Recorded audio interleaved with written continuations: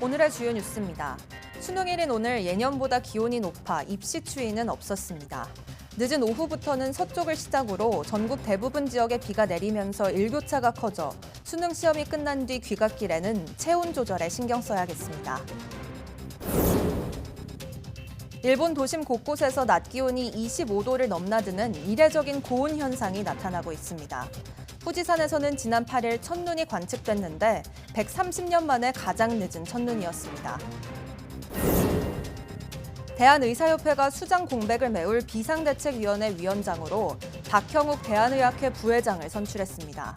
박 부회장은 전공의 견해를 충분히 반영하겠다며 정부가 지금과 같은 태도를 보인다면 협의체 참여는 어렵다는 입장을 밝혔습니다. 오늘 새벽 2시쯤 충남 아산의 한 아파트 지하주차장에 세워져 있던 벤츠 전기차에서 또 불이 나 주변 차량 800여 대가 탔습니다. 불이 난 전기차에는 지난 인천 전기차 화재에서 문제가 된 배터리와 다른 제조사의 배터리가 장착된 것으로 전해졌습니다.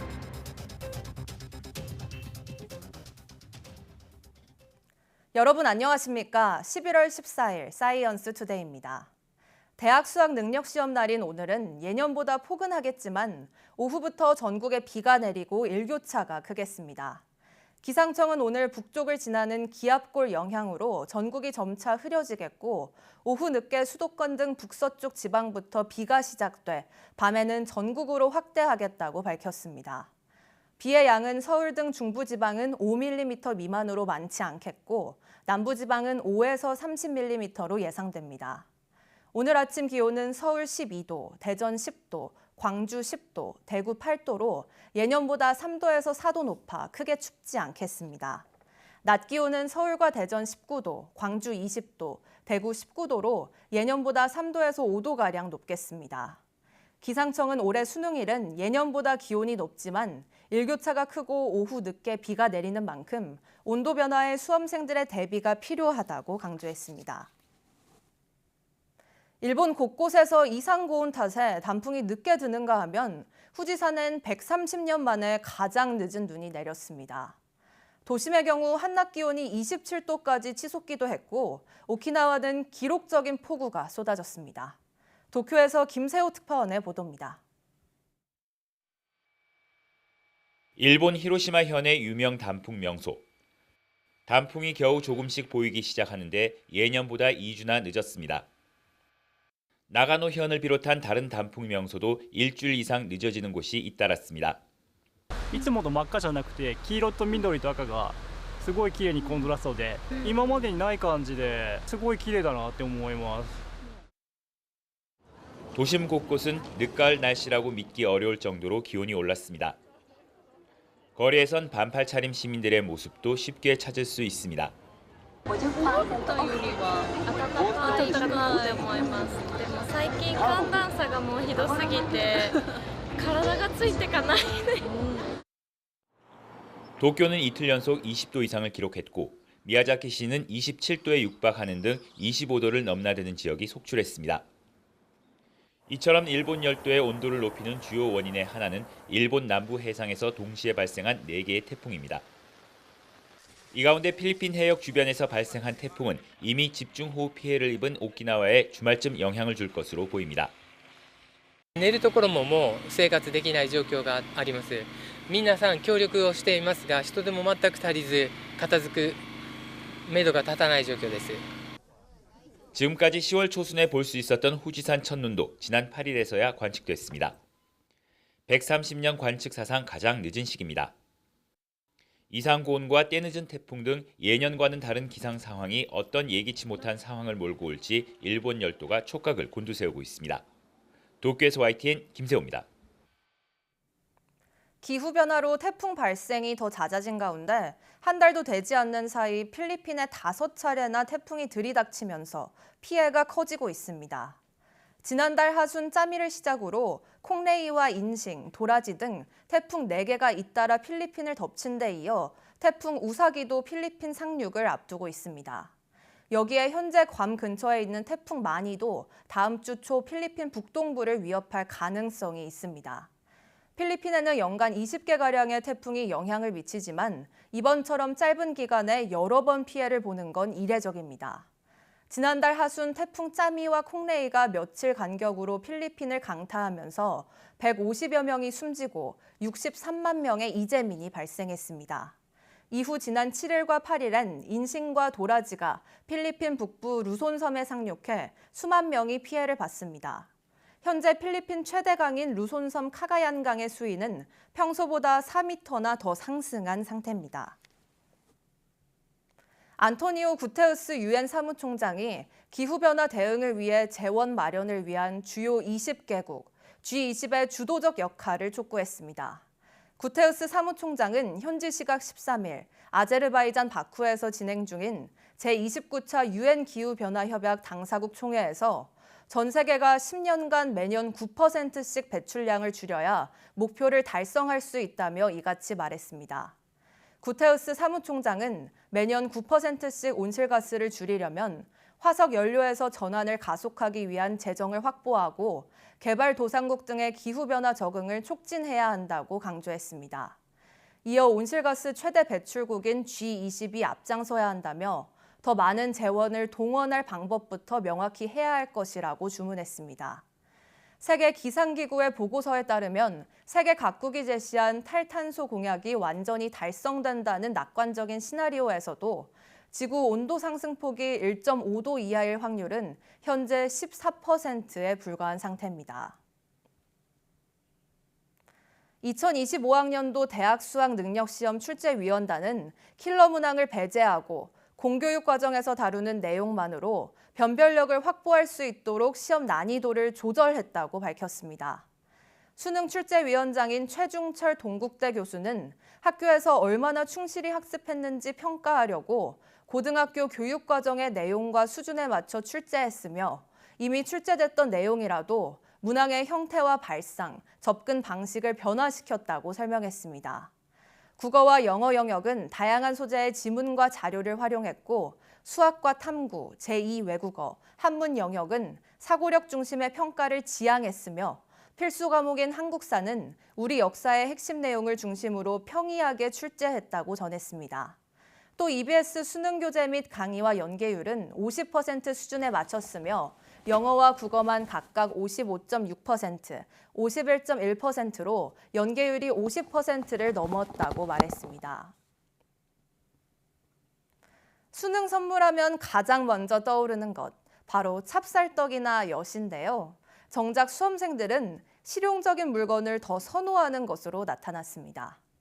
유통업계도 변화한 흐름에 발맞춰 이색 마케팅에 나섰습니다. 황보혜경 기자가 전해드립니다. 하얀 찹쌀떡과 쫀득한 영양떡이 상자 가득 담겼습니다. 이맘때면 떡집 어디서든 쉽게 볼 수 있는 대표적인 수능 선물입니다. 수능부는 저희 지인분 아들이 이 찹쌀떡을 먹고 찰싹 원하는 대학에 붙었으면 좋겠습니다. 하지만 찾는 손님은 예전만 못합니다. 저희는 찹쌀떡을 개수로 따지면 한 10,000개 정도 준비하는데 작년 대비 찹쌀떡 매출이 한 30% 정도 떨어진 상태고요. 트렌드 분석 서비스 업체가 3년 전 전국 고등학생 200명을 설문했더니 응답자의 34.5%는 찹쌀떡과 엿을 가장 받기 싫은 수능 선물로 꼽았습니다. 반면 가장 받고 싶은 선물은 현금이 1위를 차지했는데 이런 추이가 계속되고 있습니다. 굳이 이런 건 안 해도 됐다 이런 선물 있어요? 엿 선물이요. 딱 붙으라고 주신 것 같은데 받은 엿을 하나도 먹지 못했어요. 실용성 없는 선물보다는 이제 실용성 있는 현금이나 필기구 같은 게 아마 선물로 더 도움이 될 거라고 생각합니다. 마음은 고맙지만 처치 곤란할 때도 많은 수능 선물. 유통가도 기존 공식에서 벗어나 이색 선물 마케팅에 나섰습니다. 한 편의점은 서울대와 연세대 등 유명 대학교와 협업한 선물 세트를 준비했습니다. 보관 기간이 상대적으로 긴 홍삼이나 비타민 등 건강식품도 인기입니다. 시험이 끝난 수험생을 겨냥한 유통업계 움직임도 분주합니다. 수험생이 뷔페를 이용할 경우 동반 1인에게 무료 식사권을 주는 호텔부터 연말까지 수험생은 최대 70% 할인하는 놀이공원 행사도 있습니다. 실용성에 초점을 두며 수능 선물 풍경도 달라지고 있지만 오랜 기간 준비한 수험생들이 원하는 결실을 얻길 바라는 마음은 그대로입니다. YTN 황보혜경입니다. 수험생들이 수능이 끝난 뒤 가장 하고 싶은 일은 무엇일까요? 저는 놀고 싶다일 것 같았는데요. 1위는 아르바이트인 것으로 조사됐습니다. 한 아르바이트 전문 포털에서 올해 수능을 앞둔 수험생 931명에게 수능 시험 뒤 하고 싶은 일을 물어봤습니다. 그 결과 응답자의 51.9%, 그러니까 2명 중 1명은 아르바이트를 하고 싶다고 답했습니다. 그 밖에 여행과 휴식이라고 답한 비율이 각각 10% 가까이를 차지해 제법 많았고요. 친구들과 마음껏 놀기, 새로운 취미 배우기 순으로 나타났습니다. 아르바이트를 하고 싶은 이유로는 스스로 돈을 벌어보고 싶어서라는 응답이 59%로 가장 많았고요. 이어 등록금, 여행 등을 목적으로 목돈을 모으기 위해 아르바이트 자체를 경험해보고 싶어서라는 응답이 뒤를 이었습니다. 이 같은 조사 결과에 많은 누리꾼들이 기특하다라는 반응을 보였는데요. 한편에선 놀려면 돈이 있어야지, 경제가 그만큼 어렵다는 증거다라는 댓글도 있었습니다. 수능 끝났으니 일단 마음껏 여행 다니고 쉬세요. 나이 먹으니 추억들이 힘이 됩니다. 라며 애정 어린 조언을 건네는 글도 보였습니다. 중국의 대표적인 저가 상품 플랫폼으로 미국에서도 영역을 확장하고 있는 테무와 쉬인을 겨냥해 세계 최대 전자상거래 업체 아마존이 초저가 상품을 판매하는 웹스토어를 오픈합니다. 아마존 홀이라는 이름의 이 웹스토어는 1달러짜리 오븐 장갑과 3달러짜리 네일 드라이어 등 20달러 이하의 의류, 가정용품, 전자제품 같은 초저가 상품을 판매합니다. 아마존 홀은 모바일 앱을 통해 이용할 수 있으며 25달러 이상 주문 시 무료 배송이 제공되고 25달러 미만 주문 시에는 3.99달러의 배송료가 부과됩니다. 아마존은 판매 파트너와 협력해 초저가로 제품을 제공할 수 있는 방법을 계속 모색하고 있다며 이 웹스토어에서 구매한 상품은 대부분 2주 이내에 배송된다고 설명했습니다. 테무와 쉬인이 최근 2년간 의류, 전자제품, 가정용품 등에 대한 초저가 판매를 통해 미국에서 입지를 넓혀가자 아마존도 이에 대한 대응에 나선 것으로 풀이됩니다.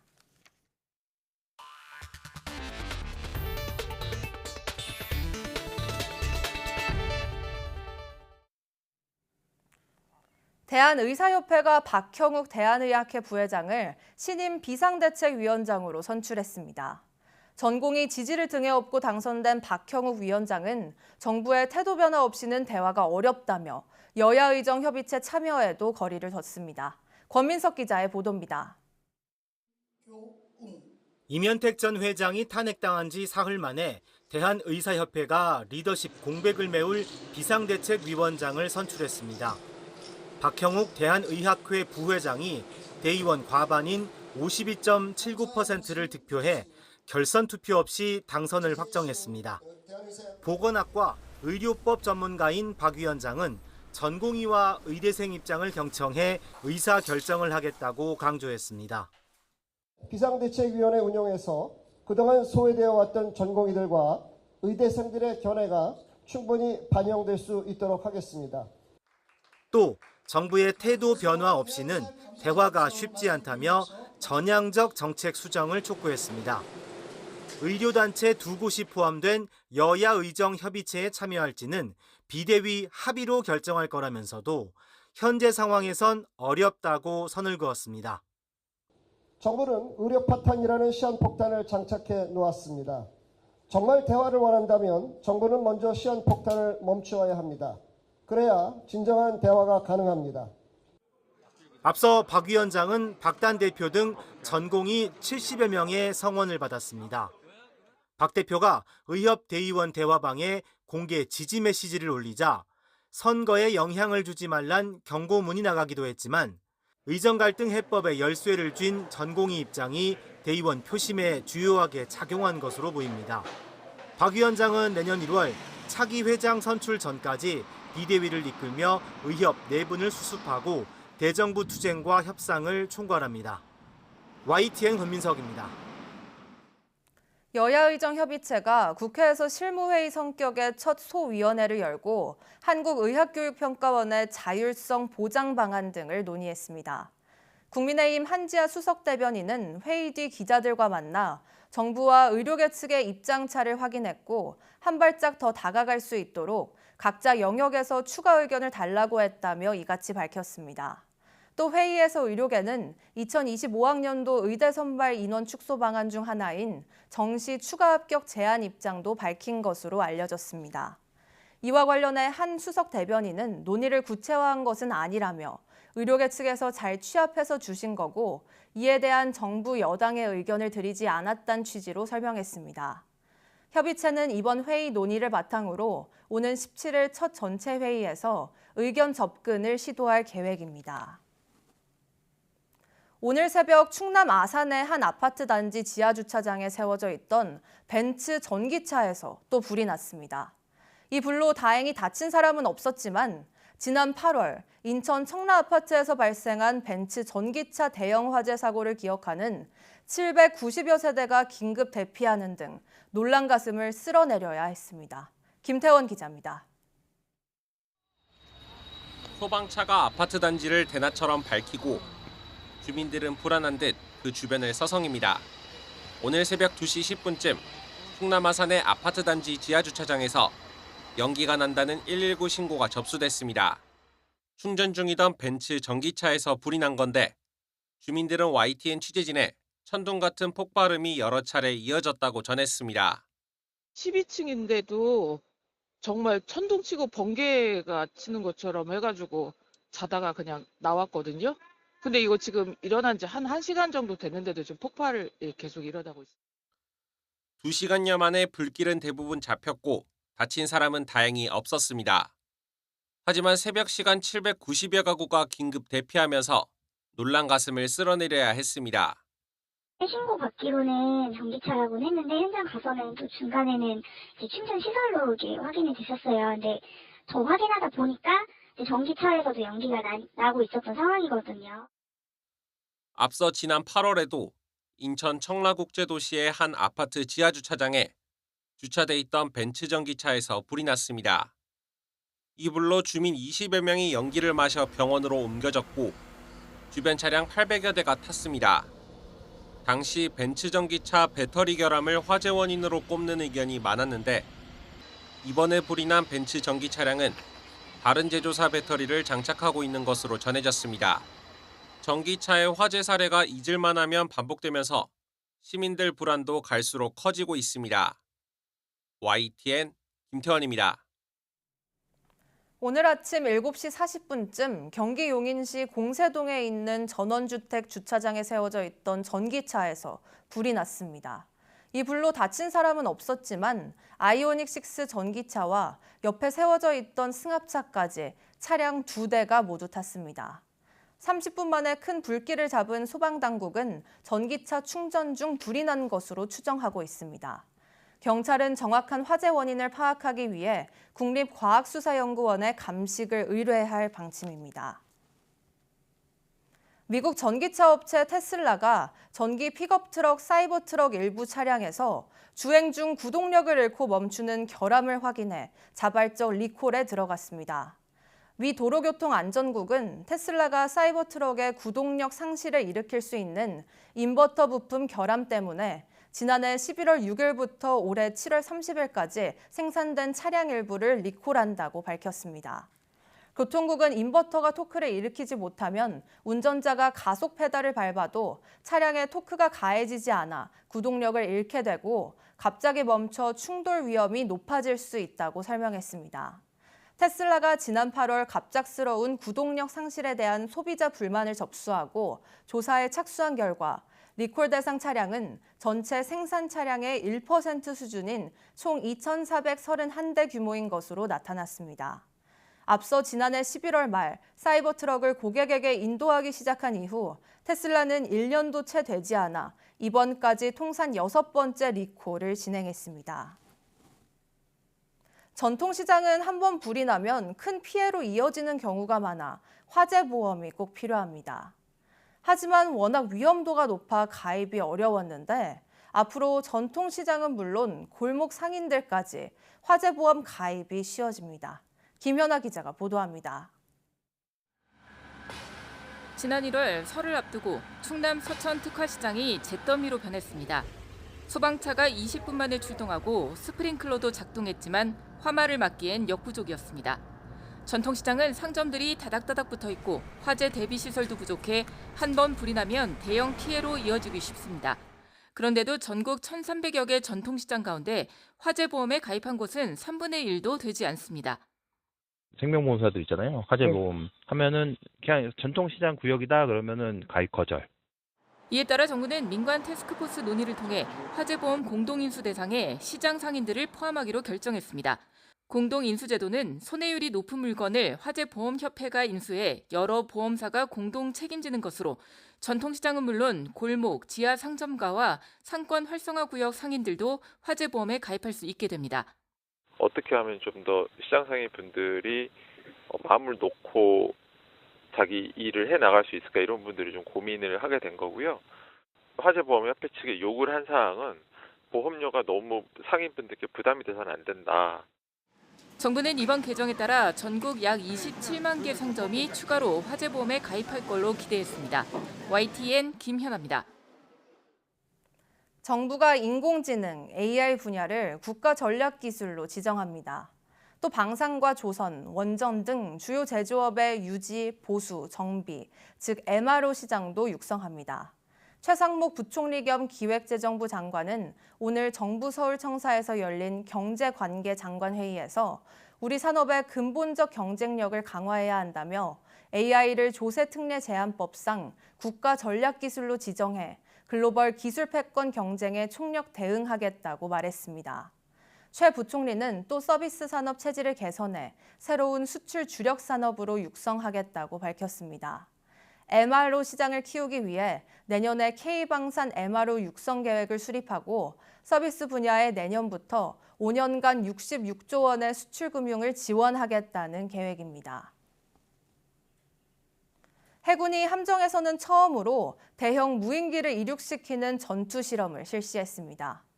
미래 해전은 무인 전력이 좌우할 수 있다는 판단에 따라 육상, 공중에서와 마찬가지로 해상에서도 유무인 복합체계 구축이 활발해지는 양상입니다.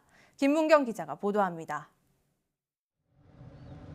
국내 대형 수송함인 독도함에서 무인기가 모습을 드러냅니다. 모하비로 명명된 이 무인기는 하늘의 암살자로 불리는 MQ-9 리퍼보다 크기는 작지만 단거리 이착륙이 강점입니다. 이번에 육상이 아닌 바다에서 전투 실험 비행이 실시됐는데 해군은 100m 안팎의 짧은 활주로에서도 이륙이 가능한 무인기라고 전했습니다. 독도함에서도 성공적인 이륙이 가능할지 우려도 있었지만 해당 무인기는 비행 갑판을 딛고 힘차게 날아오릅니다. 약 1시간 동안 동해 상공을 누빈 모하비는 이번엔 육상 활주로에 안전하게 착륙하며 첫 실험을 성공적으로 마쳤습니다. 함정에서 이착륙이 가능한 고정익 대형 무인기의 운용 가능성을 검증하고 최적화된 함정 형태 및 필요한 기술을 발전시킬 수 있는 매우 의미 있는 기회였습니다. 최근엔 무인 수상정을 집단으로 운용하는 시험도 실시됐습니다. 사격 명령을 받은 무인 수상정이 기지를 떠난 뒤 영해를 침범한 가상의 적 함정을 제압합니다. 인명 피해를 줄이고 적은 비용으로 최대 효과를 얻을 수 있는 해상 기반 유무인 복합 체계가 빠르게 구축되고 있습니다. 무인 전력을 운용하기에는 장소나 공간 제약이 많지만 이에 맞춰 최적화된 기술을 모색하는 중입니다. 해군은 앞으로 다양한 무인 전력을 확보해 확고한 군사 대비 태세를 확립하겠다고 밝혔습니다. YTN 김문경입니다.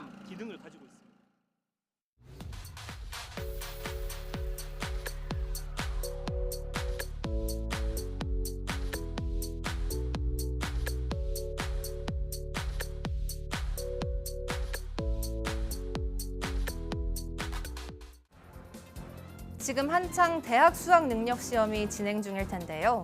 이번 수능 응시자는 52만여 명으로 의대 증원의 영향으로 21년 만에 졸업생이 가장 많이 응시했습니다. 수능 출제위원단은 킬러 문항 없이 변별력을 확보하기 위해 노력했다고 밝혔는데요. 실제 체감 난이도는 어떨지 관심이 모이고 있습니다. 난이도를 떠나서 수험생 여러분 모두 끝까지 집중력을 잃지 않고 좋은 결과 거두시길 바라겠습니다. 뉴스 마칩니다. 고맙습니다.